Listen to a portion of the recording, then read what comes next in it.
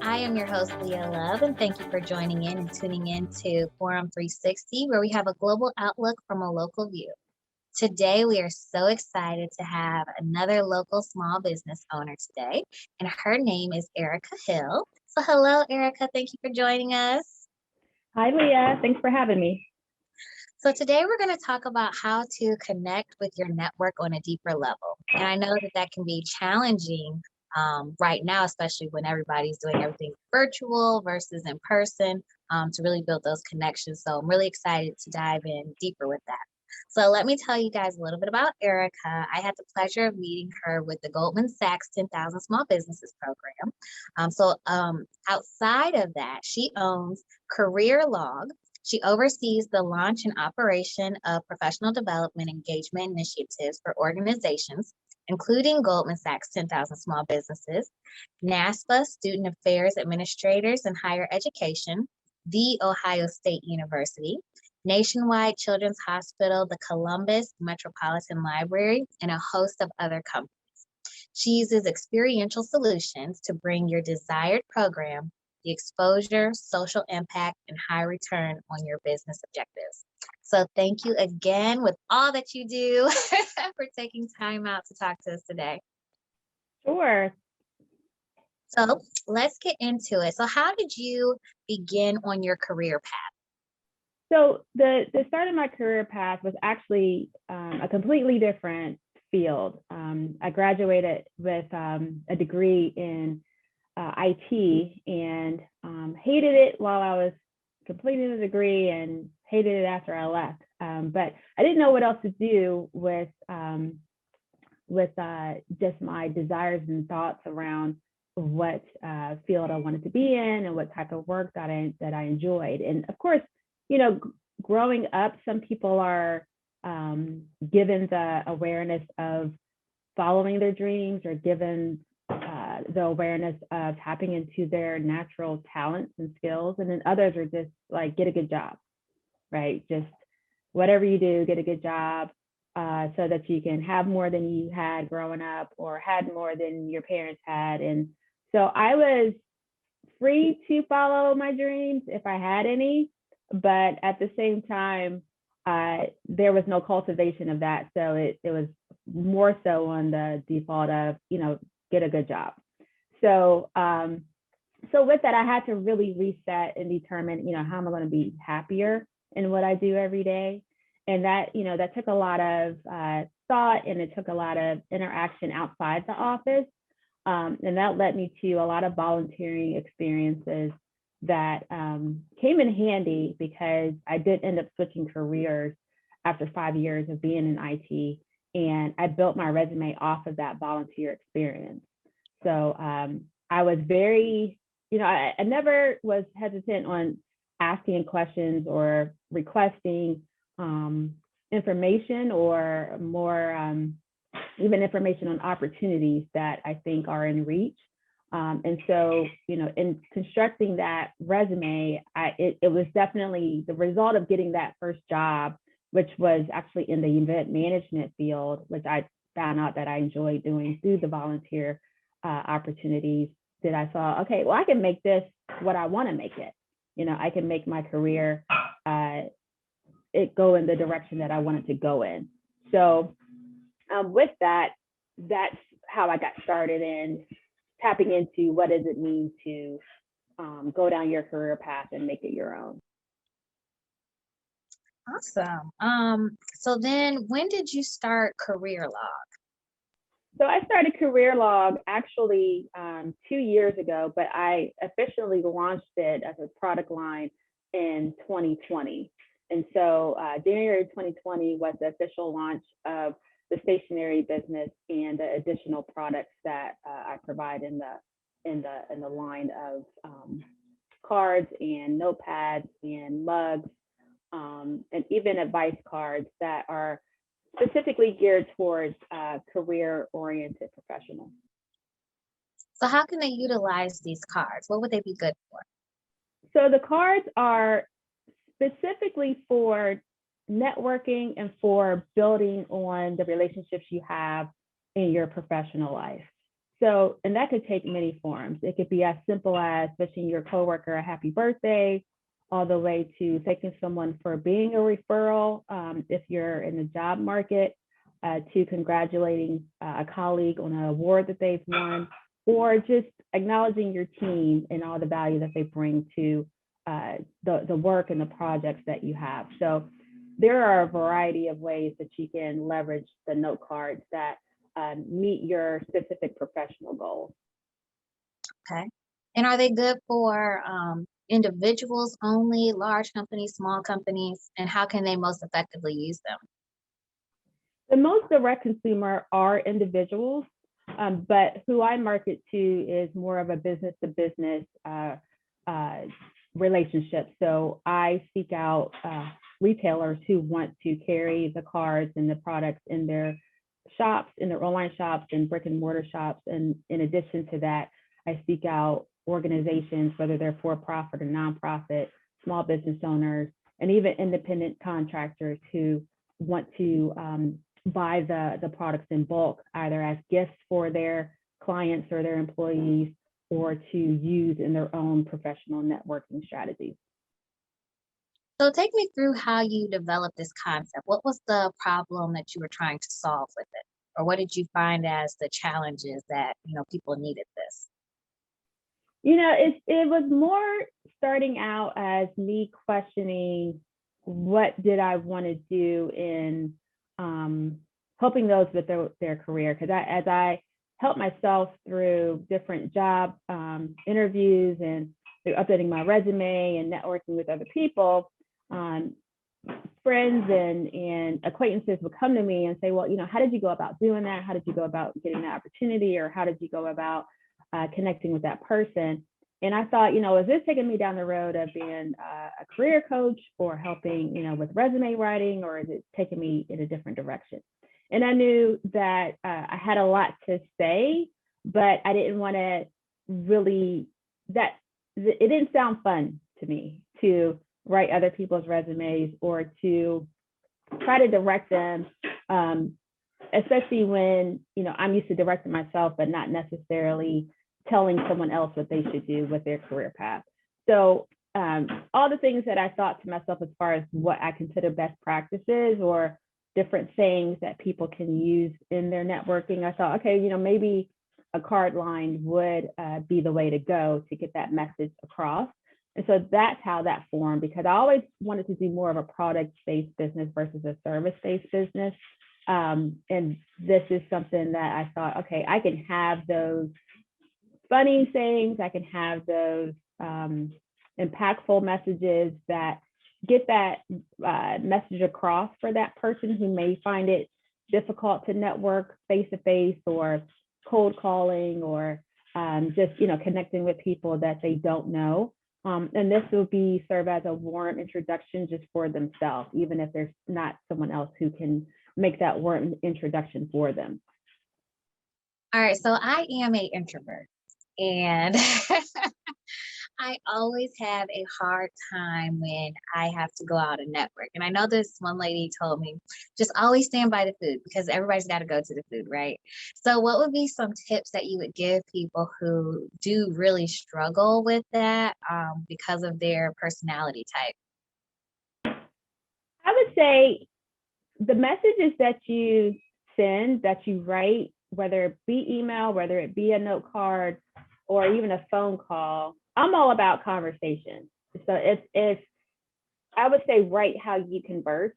It's write how you would speak to that person if they were standing in front of you, and write how you would speak to that person if you already knew them, and if they're not, someone who you barely know or someone that you're trying to connect with for the first time. And I think that goes a long way. It shows, at least, even if you have to fake it a bit, to say, okay, I'm gonna treat this as a conversation with an old friend or with even an old boss, if you want to keep it in a professional mentality, and just talk to them how I would, talk to them in person. I'll write that down the same way. And I script a lot of things that I say. I start with rough drafts, even if it's a personal note to someone that I do know, or if it's someone that I'm trying to initiate a conversation with.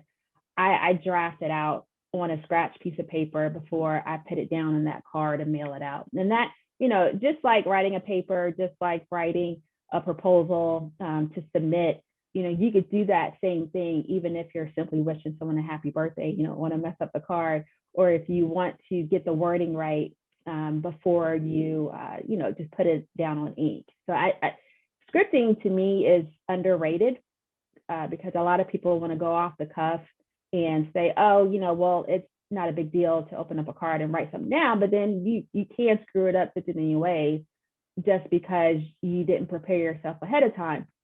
And so just like you would prepare yourself for a presentation, just like you would prepare yourself for a job interview, you could do the same thing for sending note cards to boost your networking interactions with people. And it goes a long way with not only getting it right the first time, but also scaling it. So you can have those scripted messages ready for, any topic or any category that that person is falling into, whether it be to congratulate them or celebrate with them on a special occasion, or ask them for some type of favor that's leading to an opportunity. Having those scripts come in handy more than once. That's really good. So basically, your cards are walking scripts that they can take with them at any point. So for maybe the procrastinator who does not like to prepare ahead of time, they can have these cards just to pull out really quick on the fly, I guess. What are the different categories that your cards come in? Yeah, I'm glad that you said that as far as categories and having them on the fly, because one thing that I thought was, the worst thing is being on a team, whether you're virtual or you're in the office, being on the team, and then, Amy's birthday comes up and you're like, Dad, anybody get a card for Amy? And Aaron was like, no, I don't have anything. And then you have to either think of something lame to give them, or you have to rush to the store, and then you have to take time in the store to pick out a card that's suitable before you rush back. And that's just stressful. And it happens more often than that, just really, times 8 more people on the team where their special occasions come around. So some of the categories do include celebrating like birthdays and anniversaries. And so here's even like a card pack that says best wishes. And so you can take this pack and whip out a card that celebrates like their birthday. And this right here just jokes and says, their birthday is critical to their team's morale, celebrating their birthday. So, and it's blank on the other side so that you can add your special note to it and get your specific message across to Amy. And just, hopefully she has a great day on her birthday. So best wishes is one category with birthdays and anniversaries. There's also empathy and sympathy cards that you can send to those who may be dealing with a loss, or if they are not feeling well. There's cards that address those occasions. I have these, I push these around Valentine's Day primarily. They're available year round, but these are just showing some acknowledgments and congratulating those in your team to let them know that they're special to the group. And then, if you think about it, there's always someone who's helping you stay professional every day, especially if if you have a family, if you're a working parent. So I also have cards that you can send out from a parent to a caregiver, or from a parent to a teacher, just to show and acknowledge those who are, caring for your kids while you're at work, and letting them know that they're valuable to your everyday life and to the operations of your household and your work life. So those are just a few of the categories. And then other categories that relate more to the line of work that you have. Even as an independent consultant, you can be a realtor and want to onboard new clients and say, hey, I look forward to working with you and showing you, new homes that you can consider, or once they actually purchase their home or sell their home, congratulate them on that sell or that buy of that home, and even to include in housewarming gifts as well. So even with independent consultants, there are cards meant for their specific needs as well. Awesome. And if you are just tuning in, we are talking to Erika Hill, who is the owner of Careerlog, and she is telling us how to connect with your network and develop on a deeper level. And she was just telling us about some of her cards that she has with her scripts on them, and messages that you can give everyone whenever you need them. So let's go back and dive a little bit deeper. What does connecting on a deeper level mean to you, especially when you're talking about prospective clients, professional acquaintances, and people you have yet to meet? So what that means to me is basically you are wanting to foster that relationship that you want to set for that other person. So I think always having an objective for yourself and an objective for that other person to benefit from that relationship should be established even before you reach out.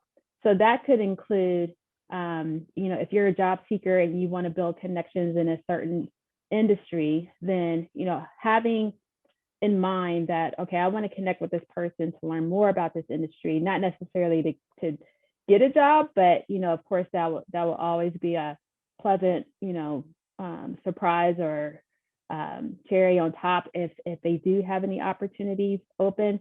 But just simply let me connect and gain insight from them. Because I think if people have the time and they know that you are valuing what they have to say, then in setting that intention for them to say, hey, I want to connect with you for this specific reason, so that you know that my time that I spend with you is going to be focused on this and nothing else, so that I won't abuse your time. And then also I'm going to do, any research that I can before I connect with you, so I won't waste your time as well. So all my questions will be relevant and valuable questions.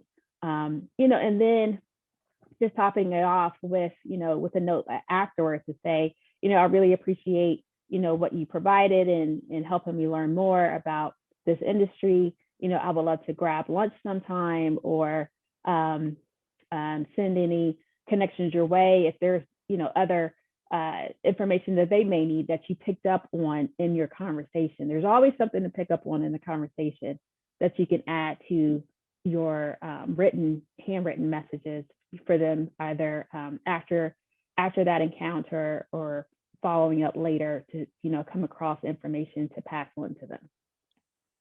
I think I hear that from a lot of people, that sometimes they don't know how to approach the person and they don't want it to seem like they're using them. But, they say, okay, we have the initial, let's meet for coffee. And then what, right? And how do you follow that up, and how do you continue that relationship building? So I think that those are some good tips to be able to, follow up with a card, and let's schedule another meeting after that. Do you have any other tips that they could help with that process? Definitely. I would even invite them to other events or anything that's happening that would be of interest to them. And it doesn't have to be something that you're hosting yourself. It could just be something that you've come across that you think would be helpful for them, or for even their stakeholders. So whether their stakeholders are their employees or their clients or their students, it's taking that holistic view to say, okay, not only is it just you and me, but you have a network of people, I have a network of people that you touch on a daily basis. So me working, directly with you or through you to provide what you need for your end users are just as important for me to get, what I need in that reciprocity. So I would say inviting them to different things, sending them links, helpful links on information that they could use or have an interest on, and then also connecting them with other people that is always a great thing. There's always an excuse to connect with people. It's just a matter of thinking about them first, and then once you have that running list of, what things that you see that they are in need of or have an interest for, then you could build out those reasons to connect with them on a regular basis. Now, what would you say in your career path has been more valuable, education or experience?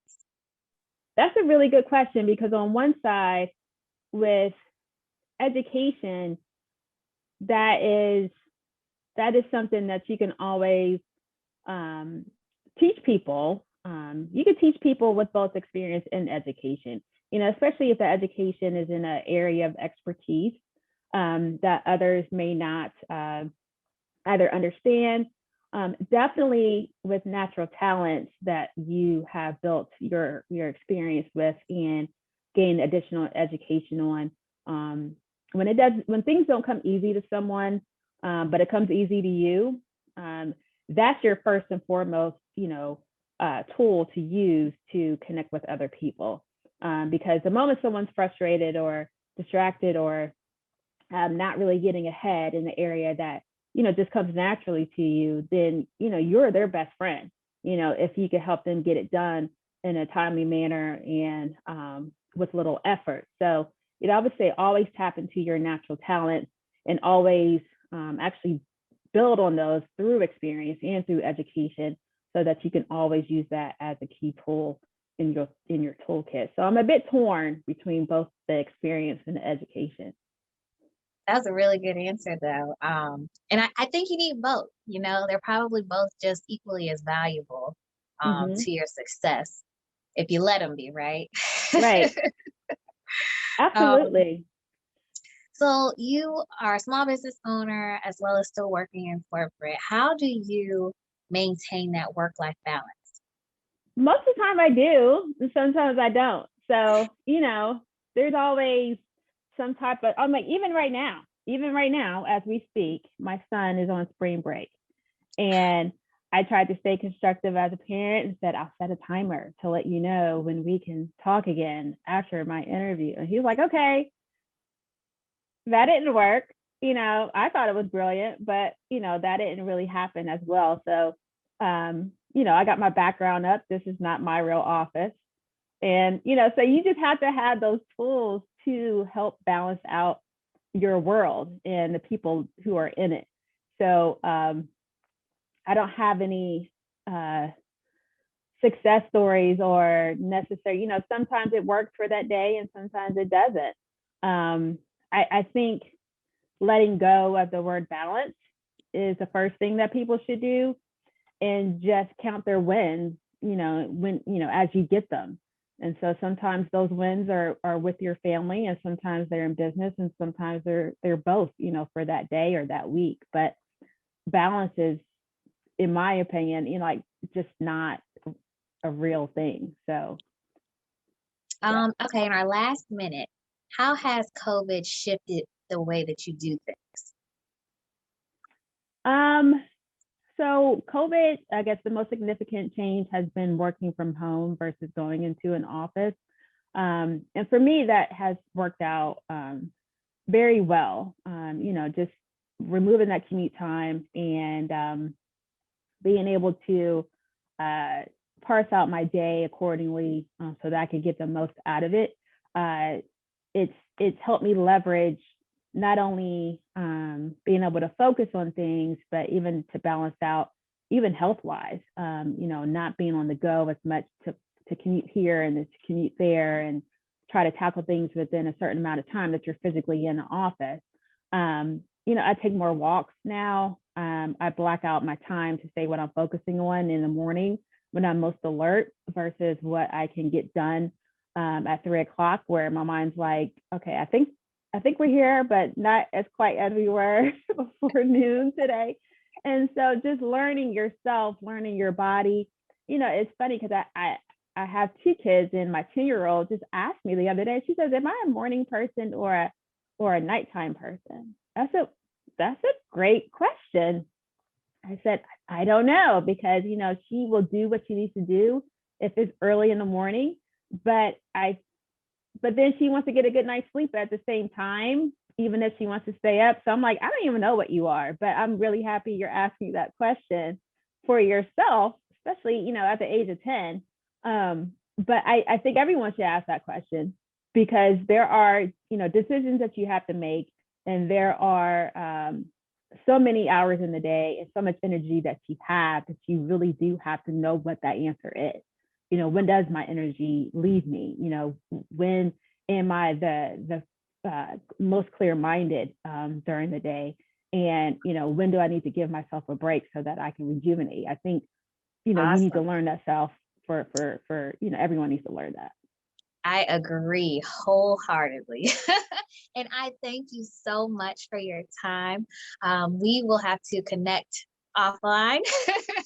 And thank you all for joining us today on Forum 360, where we have a global outlook from a local view. And we talked to Erika Hill today about how to develop deeper connections. You guys have a great weekend, and we will talk to you later. Bye-bye. Forum 360 is brought to you by John S. and James L. Knight Foundation, the Akron Community Foundation, Hudson Community Television, the Rubber City Radio Group, Shaw Jewish Community Center of Akron, Blue Green, Electric Impulse Communications, and Forum 360 supporters.